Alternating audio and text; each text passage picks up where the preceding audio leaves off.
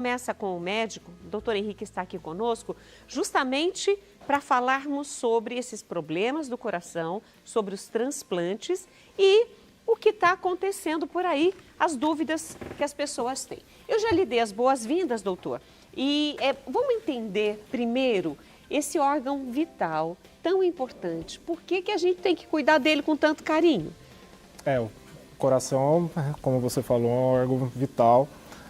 Diferentemente de outros órgãos, é muito difícil substituí-lo. Então, por isso a importância de cuidar bem. A gente vai falar muito de fatores de risco, de doenças do coração, de hábitos. Então, uma vez que a gente consegue fazer, digamos, essa poupança, né? Você falou de educação financeira, mas essa poupança de saúde ao longo da vida, talvez a gente vá estar evitando problemas grandes no futuro. Por exemplo, um transplante cardíaco. Que é exatamente o que ninguém quer fazer. Ninguém quer chegar nesse nível de um transplante. Exatamente. O senhor falou, vamos falar sobre as doenças do coração, né? E também sobre, usou um outro termo. Fatores de risco. Os fatores de risco. Vamos pegar esses dois itens para a gente já começar a conversar? Sim, claro. Acho que é importante a gente vai falar bastante de fator de risco. Fator de risco nada mais é do que uma condição que por si só aumenta a chance, aumenta o risco de alguma doença cardíaca, tá? Então as doenças mais prevalentes do coração, pressão alta, diabetes, colesterol, todos são fatores de risco para doenças cardíacas. Mas não só as doenças, hábitos, por exemplo, o tabagismo, o sedentarismo, a alimentação não saudável, né?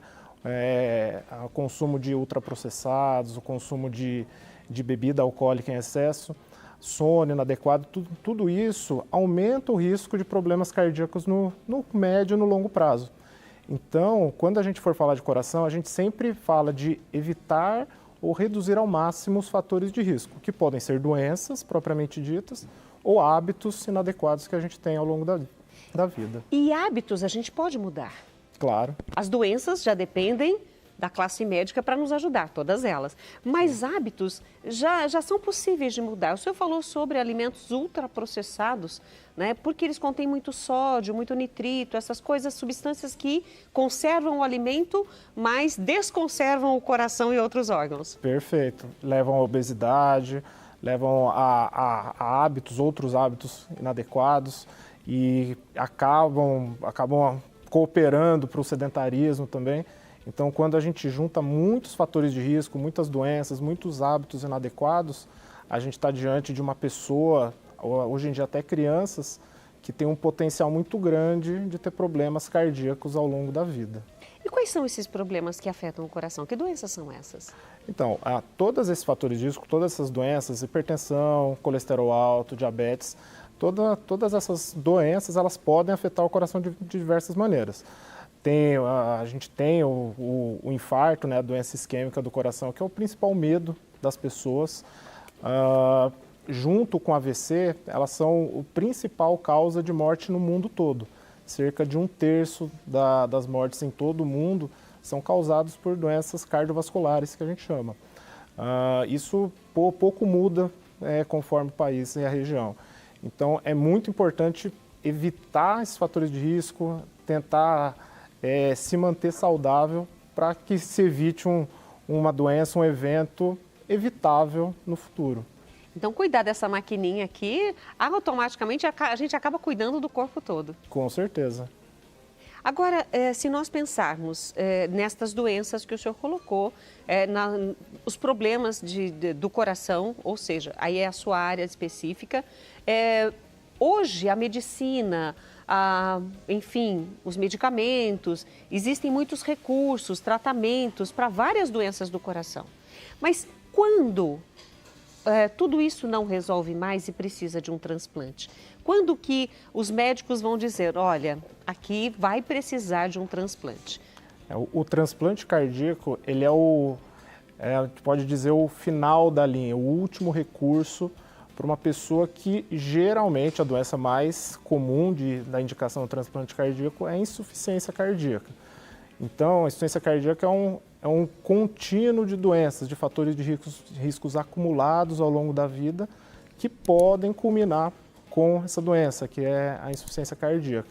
E uma vez que os remédios, os dispositivos, a mudança de hábito que a gente deveria fazer, e especificamente as pessoas que têm insuficiência cardíaca não conseguem melhorar, não conseguem ter melhora dos sintomas ao longo da vida, a gente chama pacientes refratários, uma insuficiência cardíaca refratária, essas pessoas, dependendo de alguns critérios que são bem rígidos, elas podem ser incluídas numa fila de transplante cardíaco e, se tudo correr bem, receber o órgão em algum momento. Então, esse é o caminho.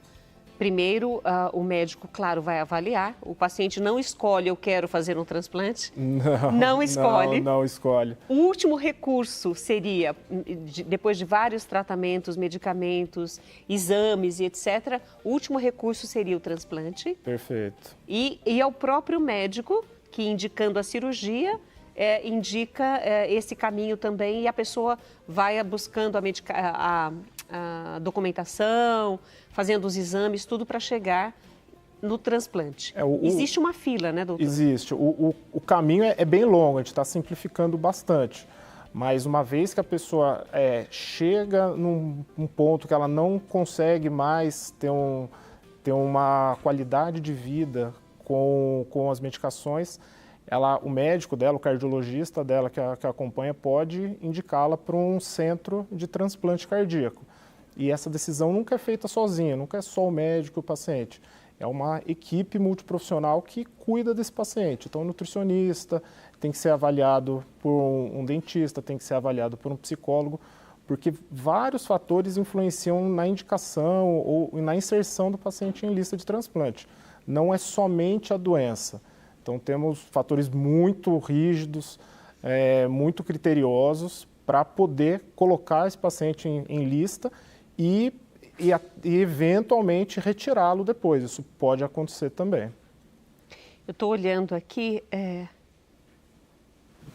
Ah, legal. Eu achei que era uma pergunta, mas eu quero agradecer aqui a Jane Freitas, né? Obrigada por estar com a gente. A Sandra Regina colocou um beijo para a dona Antônia. Ela tem 99 anos e toda tarde assiste você. Dona Antônia, minha mãe está seguindo o seu caminho. Ela está com 93, já ela chega aí, viu? Um beijo para a senhora, obrigada pelo carinho, viu? E nós estamos aqui com o chat aberto para você tirar dúvidas. E uma das principais dúvidas em relação ao que o doutor falou agora sobre essa fila de transplantes é que muita gente acha que é possível cortar a fila do jeitinho brasileiro. Mas o senhor falou que é um trabalho muito sério que é feito, né? O último recurso seria realmente o transplante, ou seja, todas as pessoas que estão numa fila esperando um transplante, todas elas aguardam esse momento de melhorar a sua saúde a partir da troca desse coração. Exatamente. Mas em que momento existe, se não existe fila do transplante, em que momento alguns pacientes são colocados na frente? Bom, isso é uma coisa muito importante de ficar claro para todo mundo, porque é uma dúvida, um questionamento que muita gente tem. No consultório essa semana, até por conta da mídia, a questão do Faustão, está internado, isso foi uma pergunta recorrente. Então, a fila é uma fila única, não existem filas secundárias, não existem recursos além da única fila. Ou seja, não adianta ser rico, ser famoso, ser influente, nada. Você pode ser influente, você pode ser famoso, você pode estar no hospital particular. Lembrando que 90% dos transplantes no Brasil são feitos pelo SUS, mas independente disso, todos os critérios para inserção ou retirada, ou passar na frente na fila de transplante, que eu vou explicar como que acontece, são todos critérios muito técnicos, são critérios rígidos, são auditados pelo Ministério Público. Então, não é possível você usar um critério não técnico para passar na frente ou para, entre aspas, burlar a fila. Entendi. Então, em que situações esse passar na frente por todos esses órgãos, né, pessoas, profissionais que avaliam, quando esse paciente é passado na frente? Tem alguns pacientes que a gente fala que são prioridades. Então, a fila é colocada em ordem de colocação mesmo, de inserção na fila. Porém, ordem de chegada, vamos ordem de colocar chegada, assim. ordem de chegada. Fica mais fácil de entender. Exatamente, ordem de chegada. Só que cada pessoa tem uma doença diferente. E a insuficiência cardíaca é uma doença que ela é dinâmica. Insuficiência cardíaca a gente acabou não falando antes, mas é uma doença crônica, uma doença complexa que basicamente ela impede o bom funcionamento do coração. Ela não permite que o coração bombeie sangue adequadamente para os outros órgãos, para os tecidos, ou ele faz isso com uma sobrecarga muito grande. Então, essa doença ela é muito dinâmica. Então, eventualmente, a pessoa com algum tratamento, com algum remédio, ela pode melhorar de sintomas e ela pode cair na fila. Por que isso acontece? Como a gente tem uma quantidade muito pequena de órgãos, especificamente de coração, disponíveis, a ideia é tentar ser o mais justo possível e tentar que esse órgão vá para a pessoa que mais vai se beneficiar dele.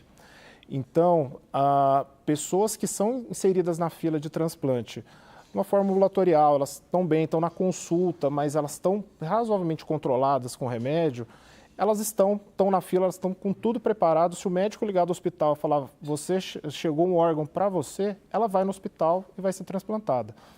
Agora, existem pessoas que têm uma condição muito ruim.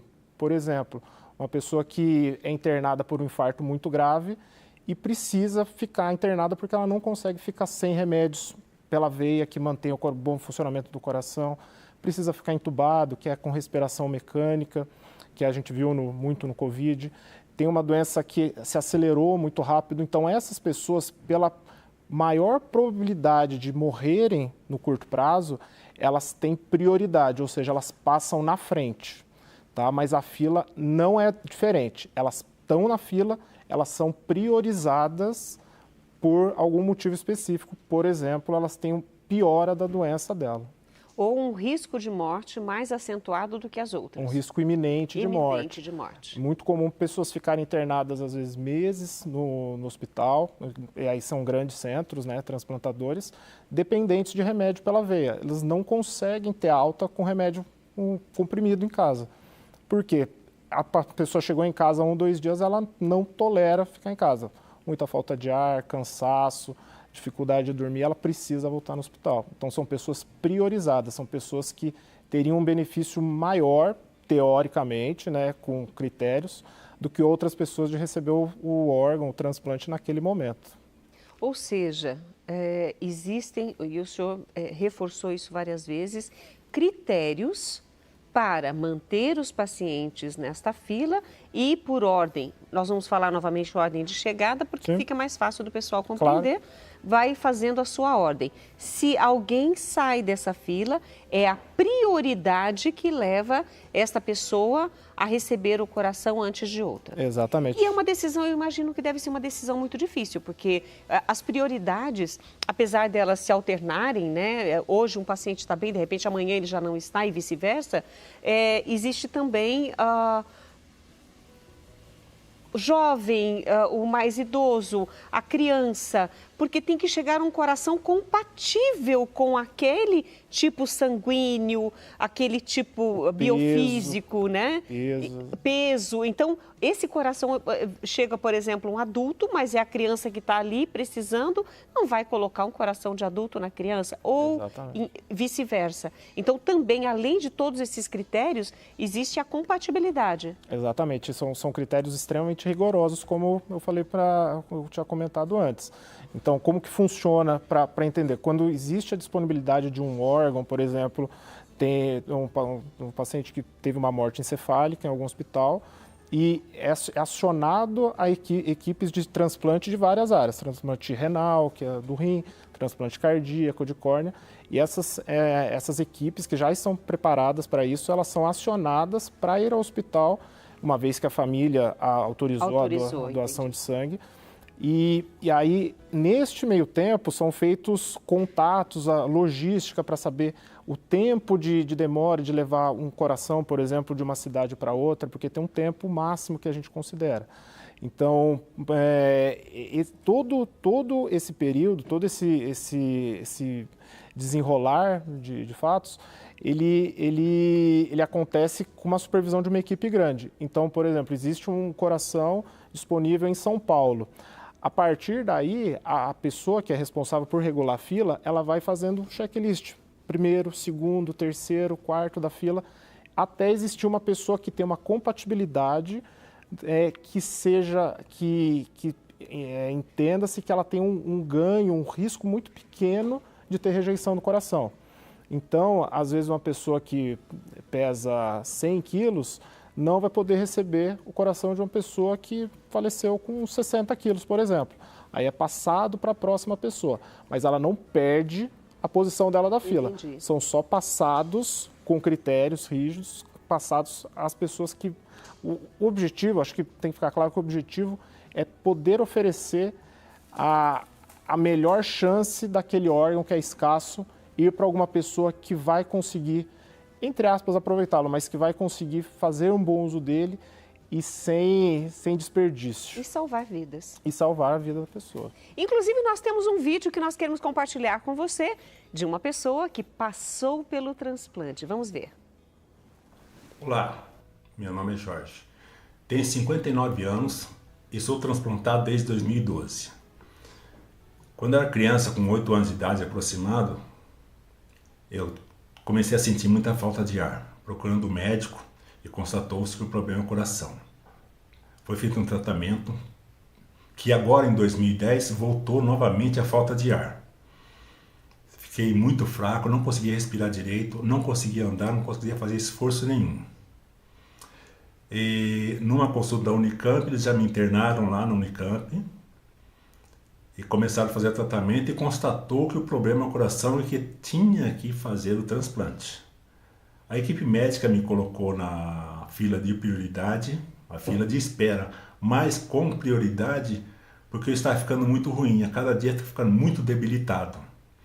Inclusive, foi me colocado em aparelho para respirar através de aparelho, porque eu não conseguia mais. O coração chegou para mim, o órgão para me transplantar, com 30 dias depois que estava na fila. Até que foi rápido, graças a Deus. Após o transplante, após a cirurgia de transplante, que foi bem sucedida, graças à boa equipe médica, eu fiquei mais 30 dias de UTI para recuperação, porque eu estava muito, muito debilitado. Depois fui para casa, recuperando melhor em casa. Voltei ao trabalho depois de 7 meses de recuperação.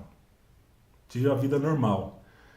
Agora, através de acompanhamento médico, exames periódicos, eu me sinto muito bem, estou tranquilo. Tomo os remédios que a equipe médica manda tomar, que tem que ser para tomar o resto da vida. Faço minha atividade física moderada, me sinto bem, muito bem mesmo. Vida normal. E agradeço muito a equipe médica, todos que estiveram envolvidos comigo nesse transplante. Minha família também, que me apoiou muito, que, nossa, correu atrás de tanta coisa, me ajudou muito, ajudou demais. E eu não tenho o que falar, só tenho a agradecer. Quem estiver na fila do transplante, tenha fé, tenha esperança, acredite, vai dar certo. Obrigado. E eu tenho certeza, para você que está na fila do transplante, que vai dar certo para você também. Mas nós vamos fazer um fechamento de tudo que nós falamos. Gente, tem tanta coisa para falar, não falamos na metade do que temos para falar, mas o doutor gostaria muito de comentar com vocês a partir desse vídeo que vocês vão assistir e ele vai comentar. Doutor, esse coração batendo? Esse é um coração normal. Essa câmara que está aberta é o ventrículo esquerdo, que é a bomba do coração. Então a gente está vendo dentro do coração. Está vendo dentro do coração. Coração bom, coração funcionante normalmente. O que eu tinha falado de fatores de risco, o que é? A pessoa hipertensa, a pessoa sedentária, obesa ao longo da vida vai sobrecarregando o coração. Isso são anos, décadas de sobrecarga. E o que está acontecendo aí no vídeo é justamente isso, o coração sendo sobrecarregado por colesterol, por eventualmente um infarto, por uma pressão mal controlada. e ele fica, geralmente ele pode ficar grande e ele pode perder a função, ele pode ficar fraco. E esse enfraquecimento do coração que leva aos principais sintomas da insuficiência cardíaca. E aí, essa pessoa, no longo prazo, se não se cuidar, pode eventualmente precisar de um transplante cardíaco. Foi interessante ver essa imagem, porque ali a máquina está funcionando, olha, magnificamente bem, olha, sumindo, né? A parede ali é ventrículo esquerdo? Ventrículo esquerdo. Esquerdo. Agora a gente já está vendo a parte interna. O azulzinho e a veia vermelha, o que são? São as artérias. São as artérias. O branco são as válvulas cardíacas. Então, pensar nesse vídeo de 1 minuto como a vida inteira da pessoa. Então, não é um mês, um ano, eventualmente, de algum hábito ruim que vai te levar a isso, provavelmente. São hábitos de anos e décadas que podem levar a uma condição grave como essa. Olha, eu estou encantada de ver esse vídeo, porque ele ilustra bem, né, o que está acontecendo dentro da gente nesse momento. Eu estava até procurando, a minha mãe está com 93 anos, teve esses dias um infarto, mas está bem, graças a Deus. Mas o meu irmão colocou assim, sabe quantas vezes, fazendo um cálculo, claro, quantas vezes o coração da mãe já bateu? E ele deu um número que eu achei bem interessante. Acho que 3 bilhões, não sei quantos, ao longo do... Então, 3 bilhões... Sem falhar. Sem falhar. Eu falei, gente, eu fiquei assim assustada com o número. E esse também pode ser o nosso coração, bater tudo isso, né, se nós cuidarmos cada vez mais. Com certeza. Doutor, nosso assunto não foi completo. Eu quero muito que o senhor volte para que a gente possa continuar essa nossa conversa, falarmos dos problemas cardíacos, incentivar as pessoas a ter mais saúde, a ter um coração firme, né? E eu quero falar um pouco mais sobre a doação de órgãos, o quanto isso salva vidas, e podemos retomar a fila de novo para ir colocando na cabecinha das pessoas que não tem jeito de passar na frente, não tem jeitinho brasileiro. Claro, será um prazer, estou disponível. Olha, nós conversamos aqui com o doutor Henrique Soares Assis, cardiologista, que hoje conversou conosco sobre o coração, sobre os transplantes, mas vai voltar para que a gente retome esse tema. E você, né, que fez a sua pergunta, você que participou conosco, é bom que você participe novamente e ajude a esclarecer com a sua pergunta, a sua participação, esse tema de hoje. Doutor, mais uma vez, muito obrigada. Eu até gostaria de mandar um beijo para a Ana, para o Eduardo e para o Rafael, né? Família do doutor, que com muito carinho estiveram aqui conosco. Eu ia colocá-los aqui com a gente, mas eles estão do outro lado. Mas eu agradeço. Aí é o coração do cardiologista que não aguenta. O coração do cardiologista que fica batendo forte. Exatamente. Doutor, muito obrigada mais uma vez. Prazer.